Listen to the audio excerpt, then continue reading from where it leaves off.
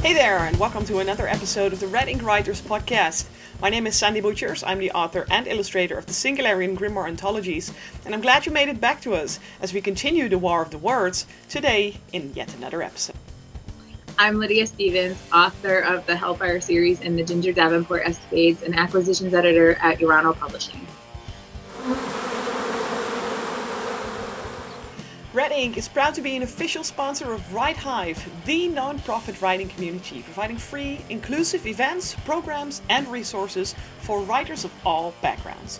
Now, if you're looking for a sprawling community of writers on every level who are willing to take you through every step of the way, go to writehive.org or visit their Discord channel, to which you can find the link below in the description.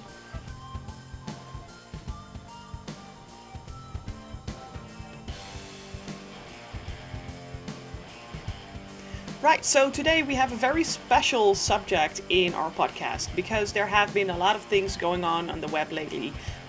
Someone went viral with a video explaining to people how they could buy books through shops like Amazon or Barnes & Noble, or basically wherever you can buy online books. And it was said that you could read the books and then return them so you could actually read for free. Now, there is a lot of stuff going on around this, so we want to put some extra attention on this subject to really clarify how this system works, or actually how it doesn't really work. But before we do that, please take some time to hit that like and subscribe button down below. Now, of course, your viewership is already good enough for us, but if you want us to keep the content coming and to make sure, YouTube picks up our content into the algorithm, that like is very essential. So do hit it and stay tuned, because we are about to take a deep dive.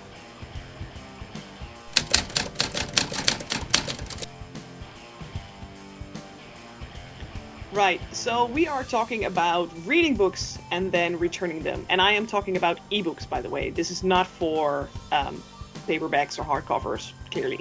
But the thing is now, and it's been trending all week, people are buying ebooks on stores like Amazon, and then they read them because they have a 7-day return policy, and then they return them to get another free read or just to get their money back. Lydia, I know this drives you up the wall. Talk to me. Very much so. I mean, there is something called etiquette in this industry, and this is highly unethical, in my opinion. And it is specifically Amazon that is doing this. Other platforms have something, in place to protect from this happening. And, I've been reading Facebook posts and, Twitter posts and things like that all week about people who are doing this. And this one particular person went viral when she created this video explaining how they can do that. And she says that it is not stealing from authors. But I think that, in a sense it is, because you're getting something for free that the author put a lot of work into, time and money. And Amazon is not a library. If you want to go that route, that's why there's Amazon on Kindle Unlimited, because you can you borrow a book and read it and return it, but the author is still getting paid for every page read. If you're just buying an ebook outright, reading the entire book and then returning it, that is wrong. It's unethical. And even if, it would be one thing if you absolutely hated the book, but you're not going to hate every single book that you read. I mean, come on, that's, and the thing is that authors on Amazon get paid have to pay a delivery fee. They still have to pay that fee, even if you return each book. And one post that I saw this week was an author. She said, she watched her, her sales and things like that. And somebody would buy her first book, read it, return it, buy the second book, read it, return it, third book. And that way they got to read, the entire series for free. Again, Amazon is not a library. If you want free ebooks, there isn't a library I know that doesn't offer, e-readers or ebooks or something like that you can download to your electronic devices, or physical books.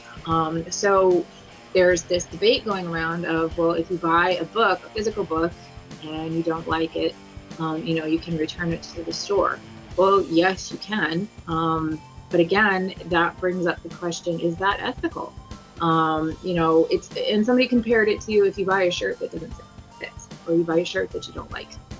You know, this is where you get really into the gray area of, but the way this trend is bringing about the, you know, is it's not that you didn't like the book. That would be one thing.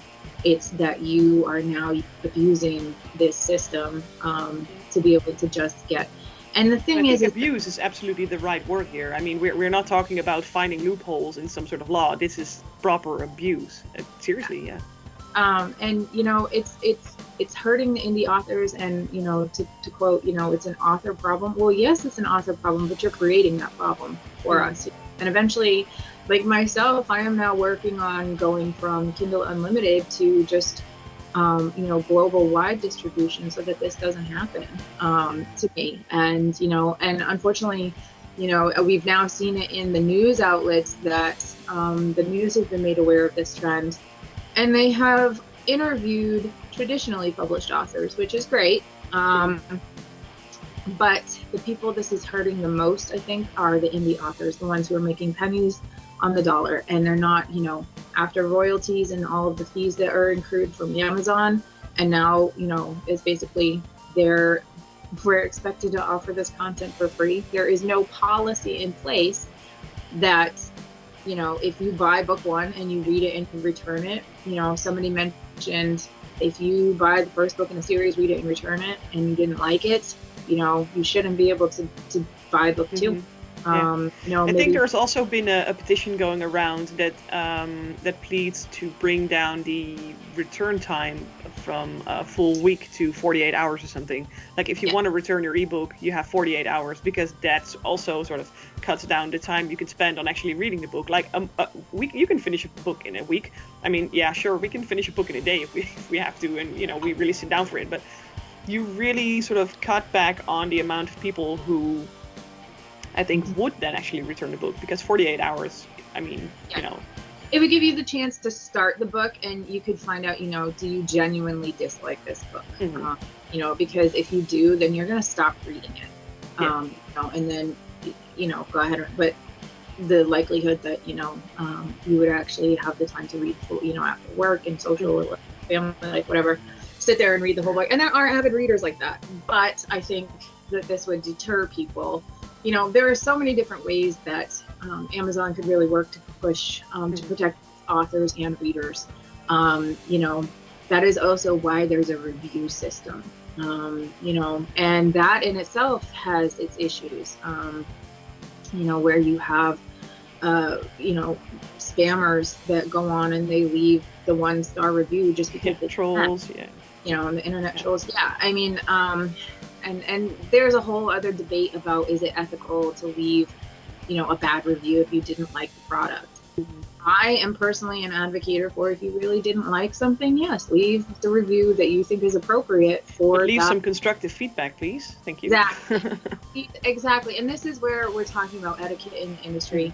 Don't have to be nasty about it. You can say, you know, this is, but these are works that come from the heart, and so we have a tendency as writers, as authors, to take things very personally, and so that makes it very hard. But you know, I have had the experience of both. You know, getting a review where it was obvious that it was an internet troll, and the guy states right up front that he never read my book. He just didn't like my comp titles. So he left me a bad review. So that's not really constructive. And then on the other hand, I have had somebody say they just didn't like the book. Okay, I can totally get behind that. Yeah. It's not going to be so, you know, I think that people need to take a step back and really take a look at who they are as a person, and are you, you know, being ethical right now, or are you just abusing the system that is not conducive of being fair to both parties? Yeah. I wonder though if the reason we're all trying to find ways to do stuff for free is because there are actually so many free platforms out there right now. I'm just looking at Wattpad. I mean, there are millions of stories on Wattpad that are free to read.